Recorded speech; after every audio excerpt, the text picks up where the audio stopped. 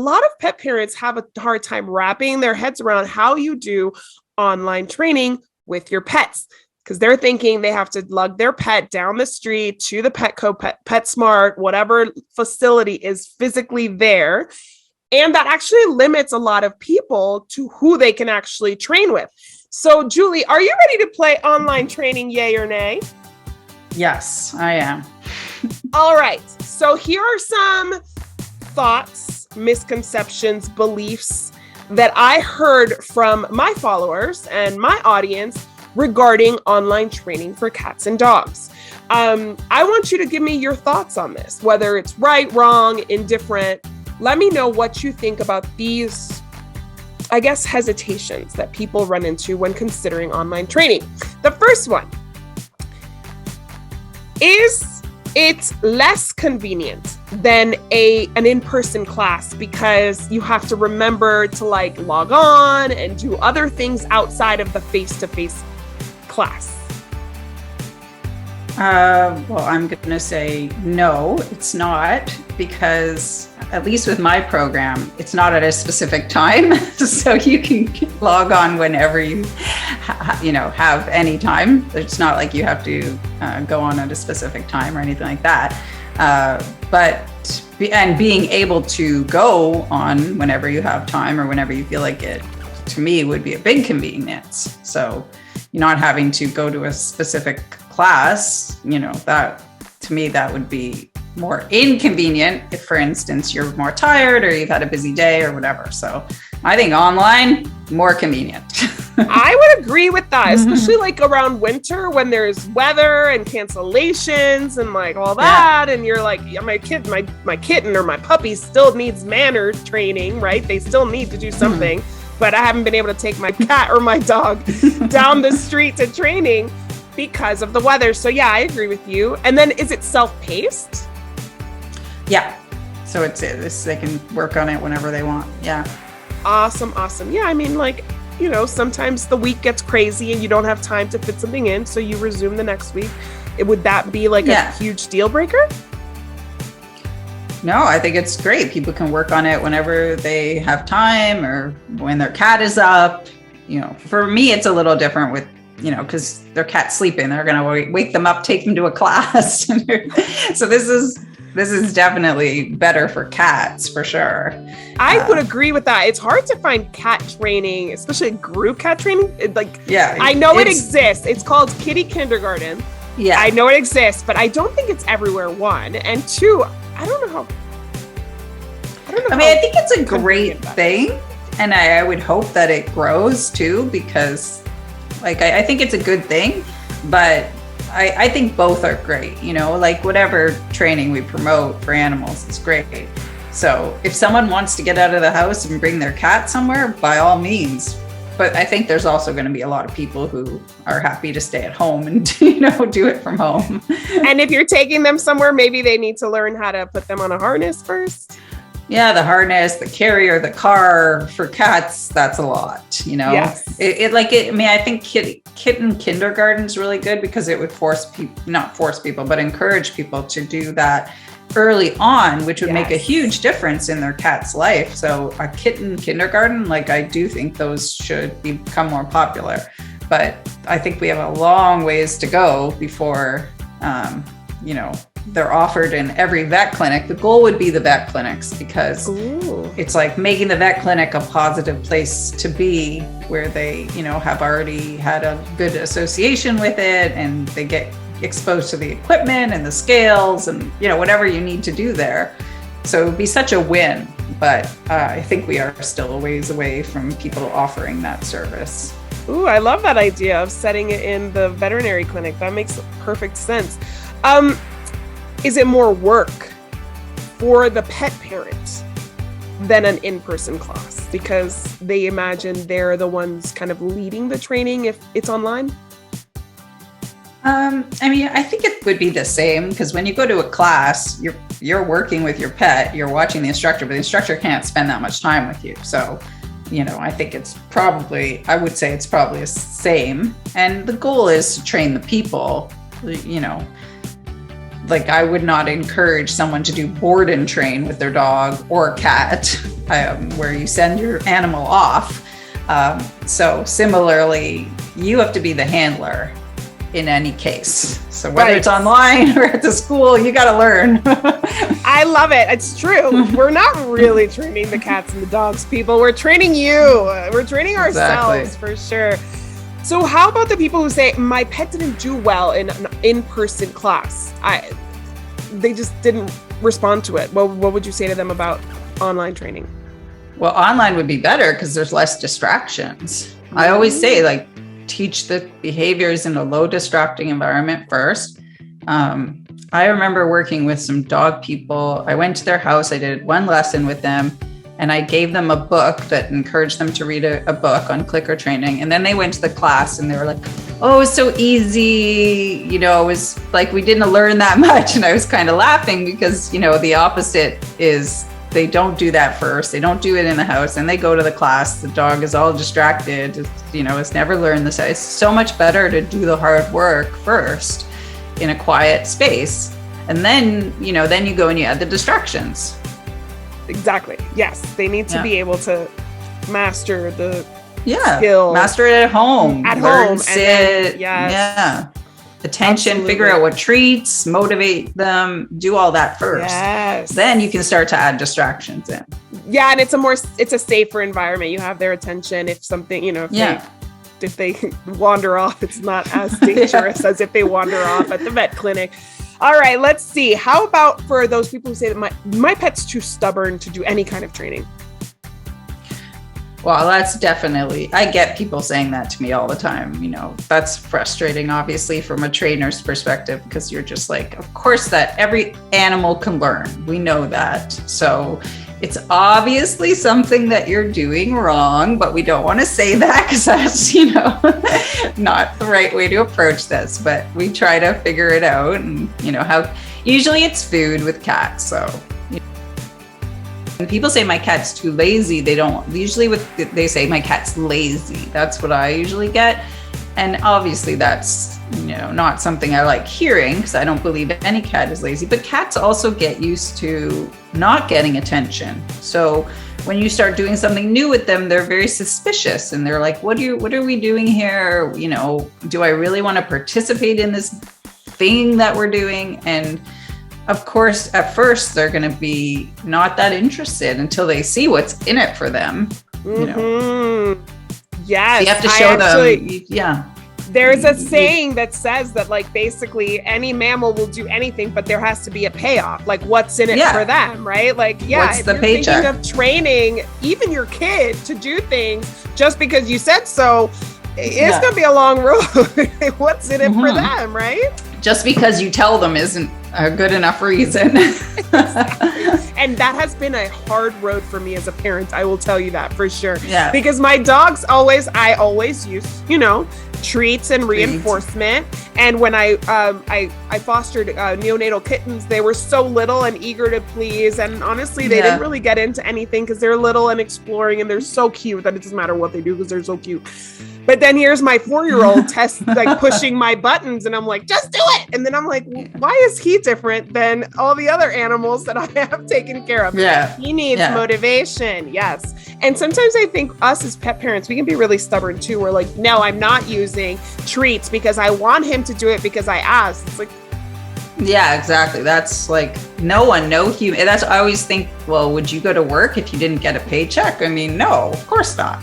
We all work for a paycheck. Yeah. Exactly. But like, even similar, like one of the best analogies is playing a slot machine. Like you sit down to play a slot machine. If you don't win 3 times, you're like, this slot machine sucks. I'm moving on to another one, right? You're like, this machine's broken.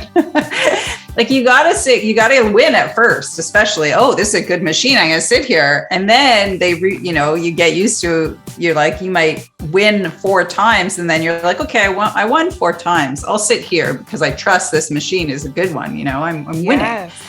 Yes, so that makes perfect sense. Yeah. You gotta win. They gotta win really early on to show them it's a fun game. I agree with that completely. I think that for humans and companion animals alike, it is very true. How about personally, the pet parent just doesn't have the motivation, they're scared that they're going to take on this online training and then not follow through with it, what would you say to them? I mean, I think I think time is that's probably the biggest one that, we can't just say, oh, whatever, like we can figure this out. That's a hard one because people are so busy. I think that I always try to say, just spend with cats anyway, 2 to 3 minutes, and then they get excited and then they spend, it's like anything that we do. You start working out, you're like, I'll do 10 minutes. And then you're like, okay, I'll still do this. Maybe I'll do 1 push-up, fine. Yes. You got to just get going. So I don't tell people they have to do very long sessions. I always say like, just do 3 minutes, just feed like 5 treats. That's it. And then hopefully they see their cat learning and the motivation happens. Because I'm like that too. I mean, I recognize it with myself as well. Sometimes, it's 9:30 at night. My cat's hyper. I'm like, what am I doing with you? I don't want to train you now, Yes. We're all the same. We all are tired and overworked. Exactly. Too much on our plate, and it's hard. Exactly. So, and maybe they have a motivation where it comes to like, okay, so you don't have time for, a whole training program, but maybe they have some kind of behavior to modify, a situation that's arising in their home that they need to address. Then maybe they can just focus on that instead of like a huge training protocol. Yeah. Yeah. I don't think that anyone, well, I mean, it's like, I like to think of it like a puzzle, just go walk over to the puzzle and do a couple pieces. That's it. We don't have to sit down and do the whole puzzle today. Here's a piece that will help improve the behavior this way and that, another piece here, and just kind of go from there. The one thing I would say about pets, though, that can be quite good is once they enjoy the activity, they'll start to ask for it. And then you feel like you need to, kind of like walking a dog. If you walk them every day at 11, they'll start stirring at that time. So if we do encourage people to train at the same time, the cats will start showing up and saying, hey, it's training time. If your cat shows up, it's really hard to be like, no, I don't want to do this with you. We'll do, you just have to do 2 minutes and that's kind of it. That's awesome. Yeah. I mean, our pets have a short attention span anyway. It's not like that much time every single time. They'll appreciate the 3 to 5 minutes that you spend with them. Like they really will. And a cat especially might not want to do much more than, 5 to 10 repetitions of whatever you're doing. So yeah. I love that. It's, especially with cats, I feel like you don't really even have to get off the couch. It's really quite portable, this training. What would you say to people who say that online training for their pets is too costly? I don't know how it compares to in-person training, but just in general, what would you say when somebody says it's just too much money? Well, I was always under the impression that virtual was cheaper. I always get more focused on comparing dog training prices to cat training prices. And I know you cannot charge the same for that.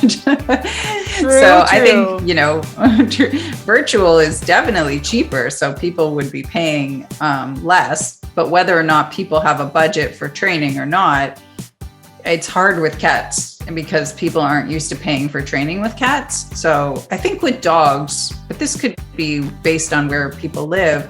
Yes. But I think like in Toronto, it is very acceptable to have to do 1 or 2 sessions, or not even sessions, but like sign up for 1 or 2 classes. Like dog classes in Toronto are so busy. Cat training is a different ballgame. So I think people are not, they didn't budget for it. They're not like, oh, I needed to put aside this for cat training. Right. They're used to buying toys. People know they have to pay for toys, but cat training, no. So I think it's a very, people will find it expensive no matter what it is, because we're not conditioned to say your cat needs to go to school. Right. So, right. Well, you heard it here. Your cat needs to go to school. So if you're getting a cat, budget for classes, because just like a dog, your cat will benefit from either kitty kindergarten or online training or one-on-one training with a cat trainer in your area. Start budgeting for it, people, because it's necessary. Cats are not just like wooden sculptures on our walls. That, you know what I mean? Like they need engagement, they need enrichment, they need all of those things. And in order to have a positive relationship with their person, they sometimes need behavior modification so everybody can live happily ever after. So what would you say to somebody who has no idea what online cat and dog training is? Like, how do you explain it to them? Yeah, that's tough because I get it. It's like, you're like, how does this even work? Like for us, it's, you know, it's easier than someone who's trying to say you have to join in right now and there's going to be other students on a Zoom, because that's not what we do. For me, it's just, you know, log on, watch the video, do the training. If you're having problems, post a question. If you want me to review it, post a video. So that's kind of what it looks like on our end, which is nice because it's very, you know, you can do whatever you want to do. You can like join the class and not ever have any interaction with your teacher or me, or you can have lots of interaction. You can post questions, I can watch your videos. So it really just, but the one stumbling block I find in our class is people really seem to think that video needs to be taken by someone else. Like they're always like, well, no one's home to take video, or I don't have anyone else to film me. And I'm like, I just lean my camera against a coffee mug. Like there's nothing fancy about it. Right. So I wish people would post more videos so I could review their stuff, but it seems like I might have to help encourage them to do that more.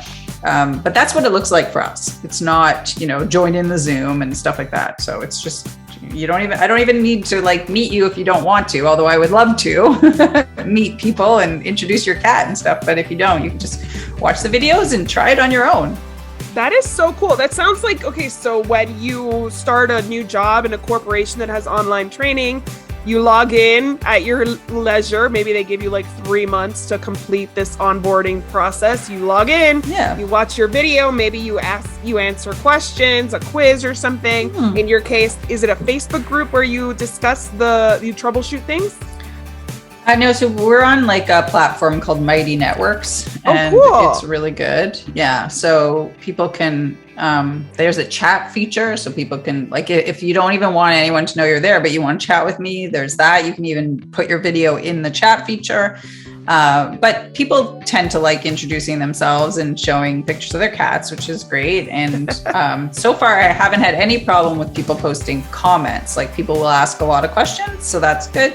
It's just the video. I really like seeing it. And like, when people say, well, my cat's doing this, how do I stop it? Or, I want to that's not a good example because I actually don't want to see their cat doing something bad, but more about a training thing. If they say, I'm trying to teach my cat to fetch and it's not working, I would love to see what step is the training breaking down.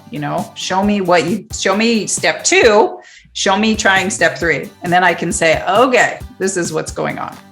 That's exactly what my next question is. My final question of the game is my friend, who's a professional pet sitter, Tiffany Hammer Manson, she actually commented saying, my only concern, because I asked my audience about these concerns they might have, is that I'd be doing it wrong and nobody would tell me. So then I wouldn't see the progress I wanted to see. But you're saying all she'd have to do is send a video and you could be like, actually, Tiffany, you're late on the click or whatever it is that's happening. Yeah, that's exactly delaying the learning. Yeah, or you missed this step, or show me step 3 again, or, we need to work on this a little bit more. But yeah, it's actually really good because like in a class, you can listen to the instructor and you see what they did, but like 2 seconds later, you might be like, I don't know if I really remember what her hand signal looked like or something. On a video, you could pause it and you can literally see like, this is my hand signal for sit. This is what it looks like. And you can slow it down and then you can try it. You could videotape yourself, see what you look like. So it offers a lot of good opportunities to improve precision because you can see exactly what people are doing and watch it over and over again. Yes, and it's individual. So it's not like I'm an instructor seeing 20 people with their cat or with their dog, and I only catch how this person didn't quite execute like I asked, but I missed all these other people doing it. Not to say exactly wrong, but like missing the cue or whatever it was. And I was a fitness instructor for a long time. I taught Zumba, and I will tell you that monkey see, monkey do does not work. I would do something and I would see a class full of people doing completely different things. So monkey see, monkey do does not always work. It does take time and training and practice. So, and somebody to like kind of go around and be like, actually, that's not where we jump, or that's not where we click. Yeah. So I will say, like, personally, like, I'm a big online learner. Like, I take a ton of stuff online. I just, to improve my skills, I always do when I send video. Like, I'm a huge fan of online learning. And also, you know, you probably know, you know, if you have a busy schedule, you want to just be able to do it when you can have time to do it. You're not going to want to log in. I never watch a webinar at the time that it's posted. Never. I don't know why. It's like, I don't know if they're not designed for when people are available, or if it's just we don't have the time. I don't know. But if it doesn't have a playback, I don't even register, because I'm like, I'm not gonna catch it. Yeah. Exactly. And honestly, like, online learning is amazing. I mean, right now, YouTube is the second largest search engine on the internet, right? And why? Is it because people want to learn how to do things? DIY has never been like bigger, because people can learn how to do things themselves from the comfort of their home without having to, you know, hire a professional to come here. Like you said, I'm sure it's much more affordable to do an online training like this and have a professional come into your home where you're the only person. Your course is for multiple people, so you can share the cost of creation rather than your time walking. And also, what I always tell people too, like, I think people don't realize this that much, but when you're trying to build a resource to help people, it is so good to have other people's questions. So many students will say this after to me. They're like, I was reading all the other questions and I saw my answer. And I'm so, you know, like, everyone benefits so much more when you share all your questions and your videos. It's like, it turns out to be such a great resource. So I try to encourage people not to reach out to me privately on email and be like, you know, how do I fix this? I'm like, join the class, and, you know, you'll see like your question even in there probably. And if it's 3 a.m. and you just want to know the answer, maybe you can search it and find it instead of waiting for the next morning. Instant gratification. Yes, exactly. So you